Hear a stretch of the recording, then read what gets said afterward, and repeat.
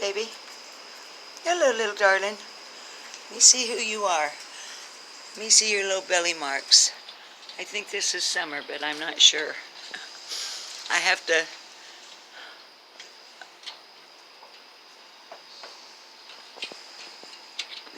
Get... Oh, get down. Get down. Oh, they're insane, y'all.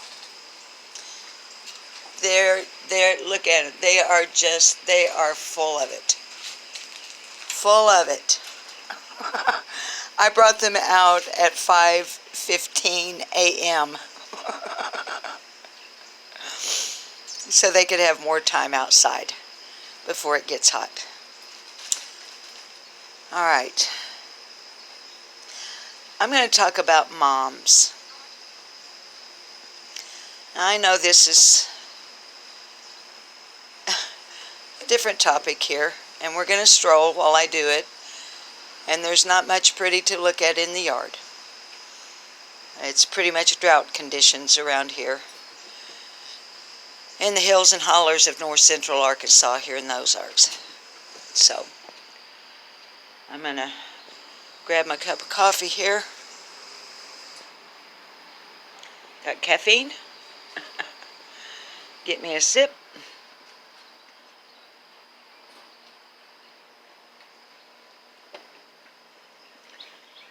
Light me a cigarette.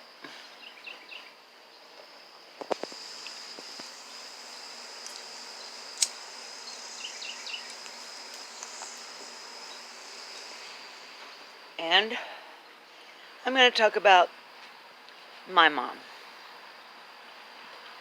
Why am I talking about my mom in July? Well, because she died 10 years ago. And she would be 104 years old if she were alive today.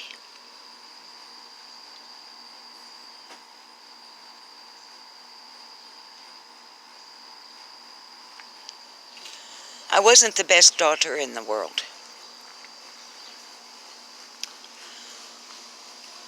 I was one of those daughters that I held resentments. Because I had been molested by a man that I thought was my stepfather. From 1960 to 1963. I found out as an adult that he was not my stepfather. They weren't married. Not that that would make any difference, really. Don't be scared. It's just a water hose, not a snake.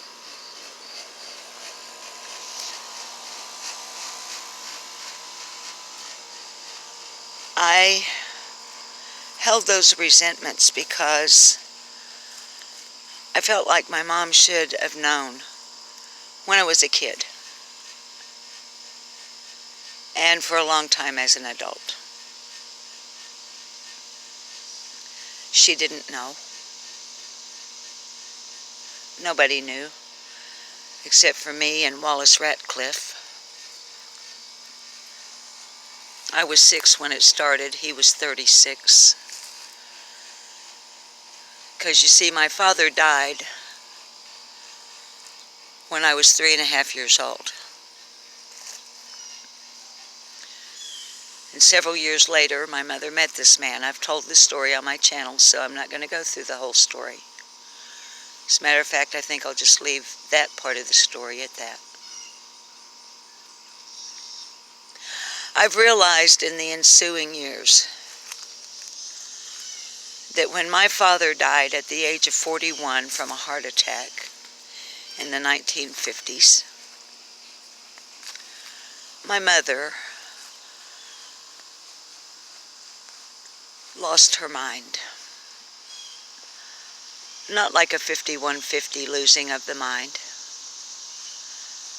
Not like a take her to the nut house losing of the mind. She went from being a loving wife, mother of 4. I'm the baby.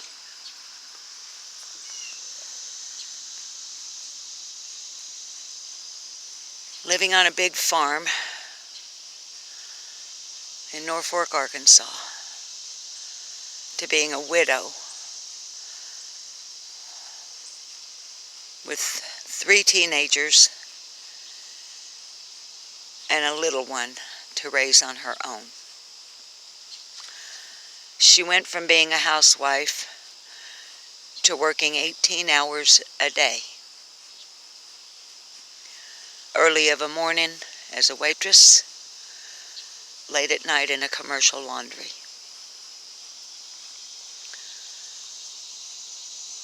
So my sister, who was in the 8th grade at the time, quit school to raise me.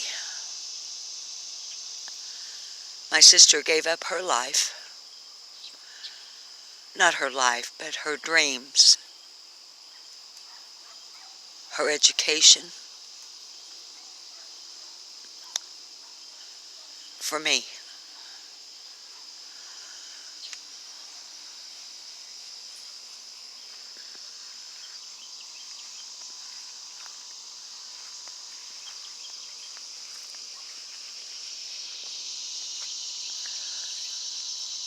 My brothers quit school and got jobs. They actually all went out to Laramie, Wyoming to be with Uncle Bill, who owned a construction company. And me and Mama and Sissy stayed in Arkansas.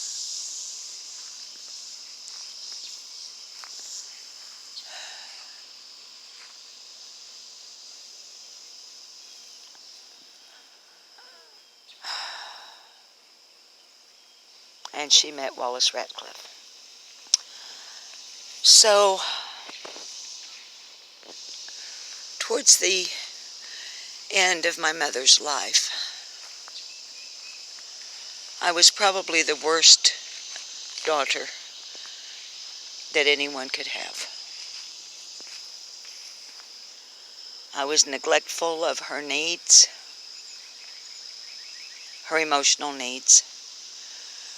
Mama was still kicking on all 8 cylinders, mentally, psychologically, so on. She never lost her wits.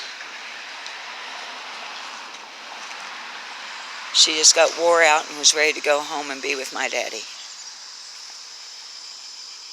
And I will never be able to make up for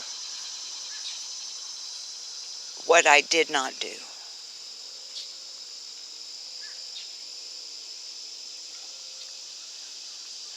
Mother was a bit of a,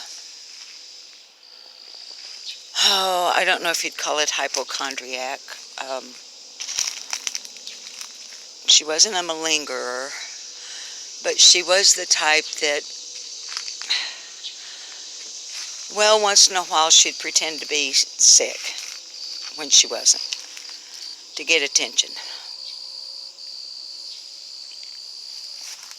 And that's what drove me nuts. I can't stand that kind of thing. I never have been able to put up with somebody acting like they're sick just to get attention. I don't know why she did it. I don't know. But it drove me nuts, and towards the end of her life, she did it more and more, and it made me pull away from her because, y'all listen, I'm just being frank with you here. I'm just being upfront with you. It made me pull away from her because I got tired of it. It was like the boy crying wolf, and after a while I just left it to others. My nephew, mostly.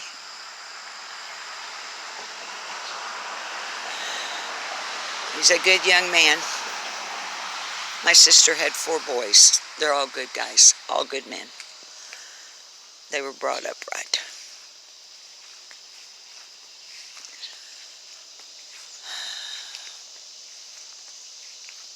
What am I trying to get at here? What am I trying to say to you? There are all kinds of moms. Helicopter moms, soccer moms, attentive moms, neglectful moms, smart moms, dumb moms.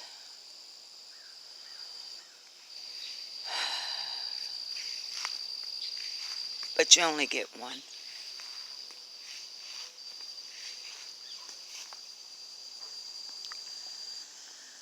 Told you there wasn't anything pretty to look at out here. It's so dry you can't hardly... There's no blooms. No matter how much I water. I mean, it's pretty and green. But no matter how much I water, I can't get the blooms up. So hopefully pretty soon we'll have something pretty to look at here. Because you can see it ain't pretty now. I know it's rambling, meandering. Seems pointless. I'm just thinking about my mom. That I could have been a better daughter at the end of her life. And so I guess maybe this is what I'm trying to get at. If your mother is still alive, and y'all have some issues,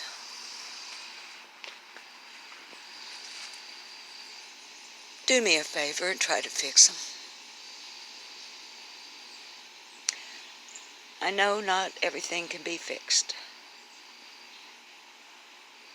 But if your mother's alive, and she's a decent human being,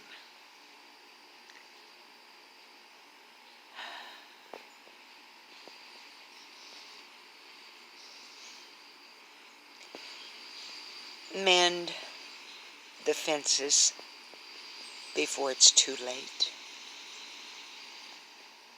Okay?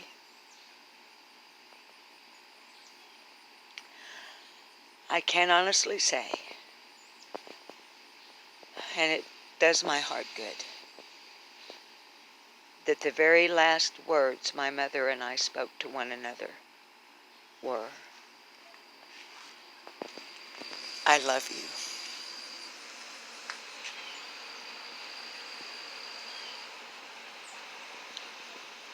Tell your mother that you love her, if she's worthy of that. And let her know that you care. Oh, baby, are you okay? Uh-oh, come on. Okay, she's okay. She's okay. All right.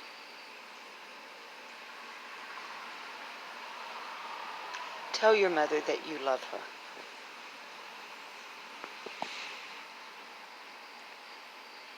Don't let the sun set on your anger. That's what the Bible says.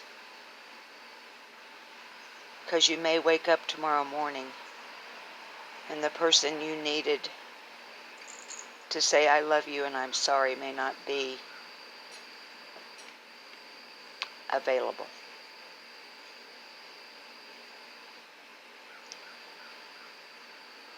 I love you guys. I hope you have a good day. Today's Social Security Day, so I gotta go to the Dollar General store, spend some mad money.